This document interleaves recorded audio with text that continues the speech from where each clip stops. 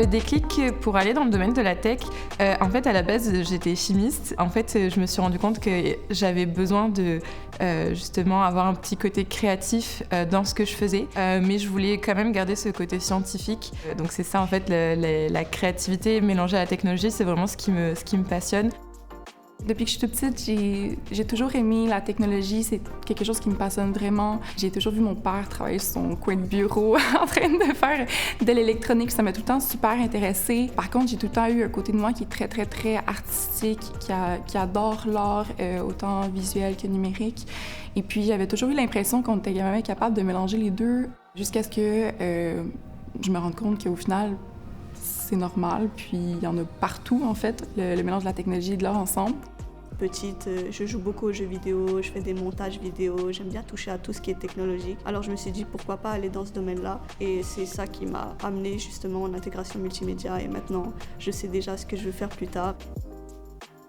Le gros défi, que moi je le vois comme opportunité aussi, c'est que c'est un domaine où il faut toujours apprendre. Donc quand on travaille dans le domaine de la technologie, on est un étudiant éternel. On ne peut pas juste se fier à nos diplômes. Moi par exemple, avec ma maîtrise en commerce électronique et change engineering, j'aurais pas pu faire mon travail. Les 15 dernières années de ma carrière, j'ai facilement fait entre 20 et 30 formations. Donc le gros défi, c'est de rester à jour. Travailler avec les logiques du réseau en général, c'est pas facile. Les algorithmes, ça, c'est seulement pour avoir une idée, c'est quelque chose de similaire à l'intelligence artificielle aujourd'hui. C'était pas facile, mais ça valait la peine parce que dans les fins, je l'ai fait. La solidarité, c'est quelque chose que je considère comme indispensable pour réussir dans sa carrière. Donc le réseautage, c'est vraiment le point de départ envers ça, parce que pour être solidaire, il faut connaître du monde. Moi, personnellement, comme gestionnaire, je recrute l'attitude et pas les skills. Parce que c'est vraiment l'attitude qui fait que la personne va travailler bien, va collaborer. Donc, si moi, je reviens en arrière puis je me dis quel conseil je me donne à moi, c'est vraiment de montrer une attitude de quelqu'un qui veut collaborer, qui veut apprendre, qui n'a pas peur du changement. Pour me poser une question, c'est quoi votre journée typique? Je ne pourrais pas vous répondre parce que les journées changent. Il faut toujours être agile, travailler sur votre attitude, montrer que vous aimez le changement, que vous aimez apprendre, que vous êtes prêt à collaborer.